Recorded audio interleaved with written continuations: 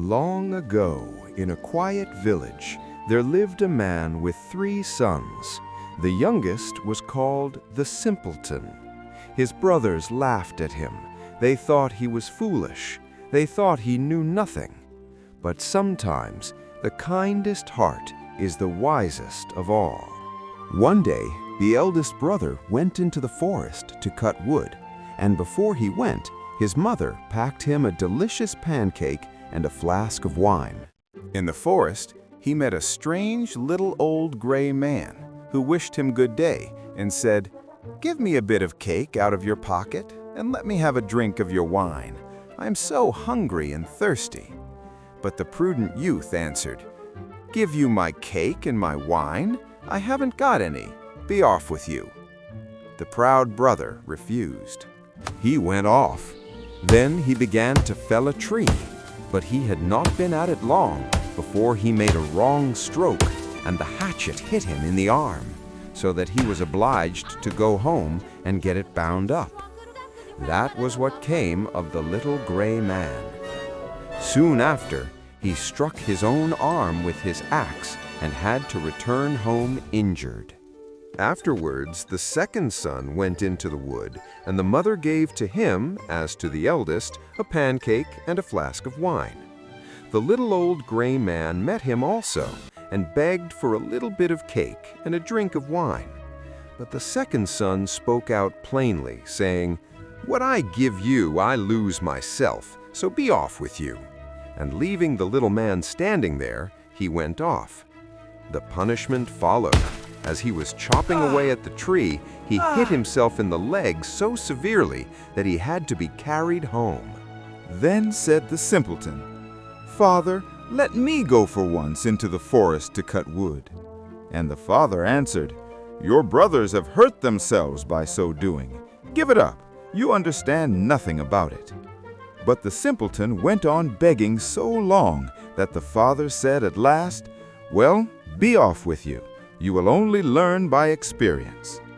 The mother gave him a cake. It was only made with water and baked in the ashes, and with it a flask of sour beer. When he came into the forest, the little old gray man met him and greeted him, saying, "Give me a bit of your cake and a drink from your flask. I am so hungry and thirsty." And the simpleton answered, "I have only a flour and water cake and sour beer. But if that is good enough for you, let us sit down together and eat." Then they sat down, and as the simpleton took out his flour and water cake, it became a rich pancake, and his sour beer became good wine. Then they ate and drank, and afterwards the little man said, "As you have such a kind heart and share what you have so willingly, I will bestow good luck upon you. Yonder stands an old tree. Cut it down, and at its roots you will find something." And thereupon the little man took his departure. The simpleton went to the tree and started cutting it with his axe. After some time, the tree finally fell down. And guess what? Under the roots of the tree, he saw something amazing. A goose with pure golden feathers shining brightly. The simpleton was very happy. He picked up the goose and took it with him to an inn to stay for the night. Now the innkeeper had 3 daughters. When they saw the golden goose, their eyes became big with surprise. "Wow, what a beautiful bird," they thought. But slowly, their surprise turned into greed. The eldest daughter thought, "I will wait for a good chance and pull out one golden feather for myself." Soon, the simpleton went outside. That was her chance. She quickly grabbed the goose's wing to pull out a feather, but oh no! Her hand got stuck to the goose. She couldn't pull it away. After some time, the second sister came in. She saw her elder sister standing there strangely. She also wanted a golden feather, so she touched her sister to move her away. And guess what happened? She also got stuck.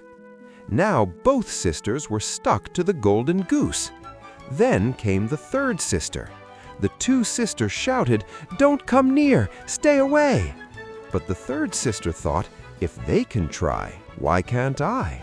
So she walked forward and touched them. And boom! She also got stuck. Now all three sisters were hanging there together, stuck to the Golden Goose. And they had to stay like that the whole night. So guys, next morning, something even crazier happened. The simpleton woke up, took the Golden Goose under his arm, and started walking away. But remember the three girls? They were still stuck to the goose. And did the simpleton care? Nope, he didn't even notice. He just kept walking. So now the three girls had no choice. They had to run after him. While they were walking through the fields, they met the parson, the village priest. When he saw the girls running after the young man, he was shocked. "Shame on you," he said, "running after a young man like this in the fields." He quickly grabbed the youngest girl by the hand to pull her away, but the moment he touched her, he got stuck too. Now the parson had to run with them. A little later, the sexton came walking that way. When he saw the respected parson running behind three girls, he shouted, "Where are you going so fast, Father? Don't forget we have a christening today." He grabbed the parson's gown to stop him. And guess what? The second he touched him, he also got stuck. Now he had to run with them too. So now we have 5 people stuck together, running behind the simpleton and his golden goose. But wait, it's not finished. Soon, 2 farmers came from the fields with their hoes. The parson shouted to them, "Help us! Please set us free!" The farmers tried to help. They grabbed the sexton to pull him away. And boom! They got stuck as well. Now there were 7 people in a long, funny line, all running after the simpleton and the golden goose. What a crazy parade that must have looked like. After some time, the simpleton arrived in a big town where a king ruled. The king had only one daughter. She was very serious and never laughed. No one in the whole kingdom could make her smile. The king was very sad about this, so he made an announcement. "Whoever can make my daughter laugh will marry her." When the simpleton heard this, he decided to try his luck. He walked toward the palace with the golden goose under his arm. And of course, the 7 people were still stuck behind him in a long, funny line, all following him wherever he went. When they entered the palace and stood before the princess, she looked at the strange parade. She saw the simpleton walking calmly in front and 7 people stuck together behind him, tired and helpless. The sight was so funny that suddenly the princess burst out laughing. She laughed and could not stop.